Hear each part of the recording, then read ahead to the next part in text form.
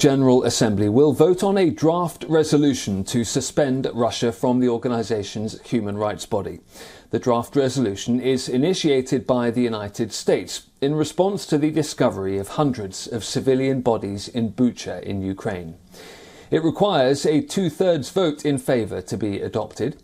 The 193 members of the United Nations General Assembly will get together in New York's headquarters shortly.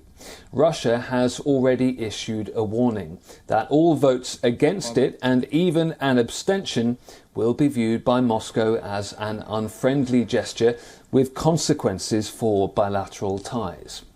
Many eyes, therefore, are on India.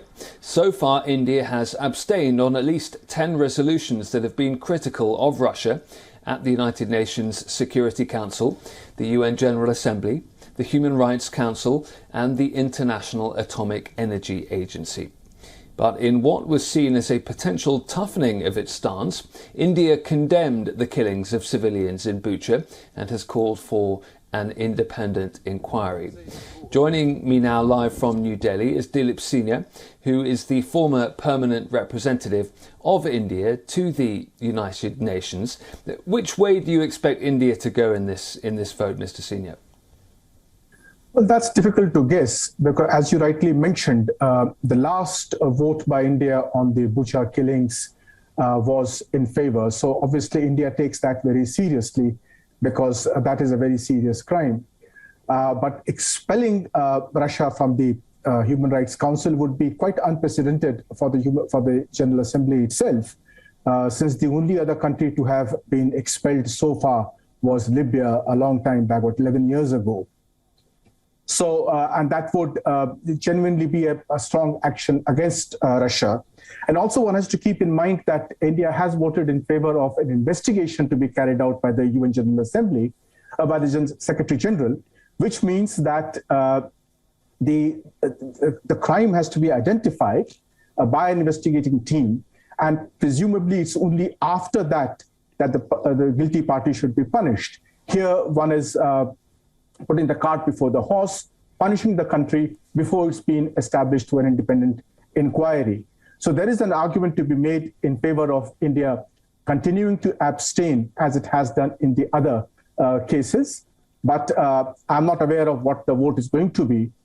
In both cases, the fact remains that the Human Rights Council is essentially a promotional body, and an expulsion from the council would be like a little rap on the knuckle for Russia, which is guilty of the far greater and graver crime of having invaded Ukraine and committed a number of crimes that would fall in the category of war crimes.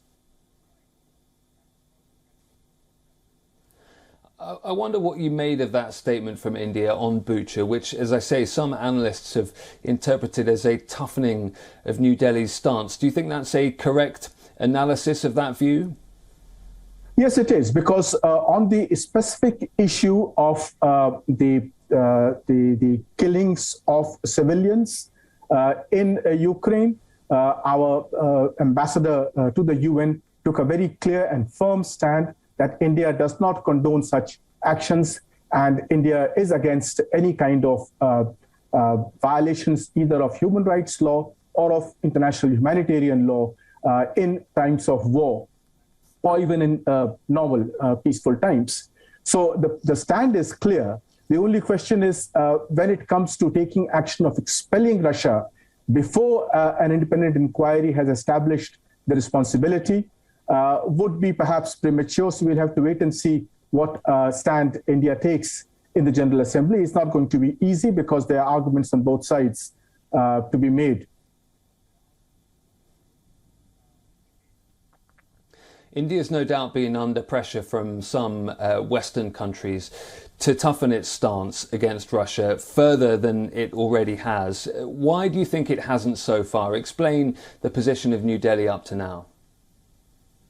Well, New Delhi's position has been that it's very difficult to apply absolute principles when dealing with big power politics, because all big powers have in the past violated the UN Charter by attacking smaller countries, especially the permanent five.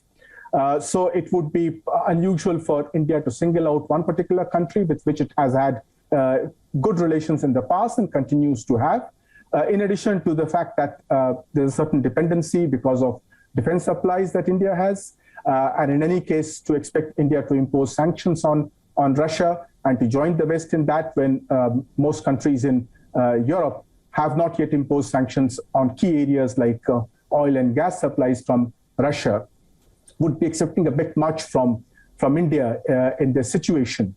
But having said that, I personally do think that the violation that Russia did of the UN Charter of Article 2.4 by invading a smaller country and threatening its territorial integrity should have been criticized by India. But that's in any case, that's in the past.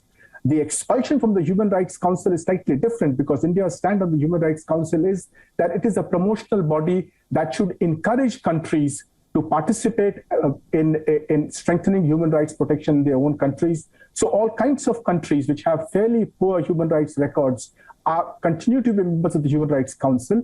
And that is the purpose of the Human Rights Council. Every country has human rights violations taking place inside.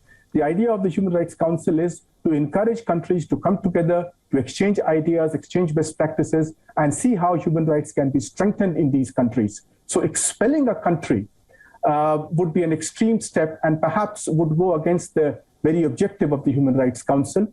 And it certainly would not impact because, as I said, the Human Rights Council is a relatively minor body as compared to what the Security Council can do and has the powers to do, and where Russia is a permanent member.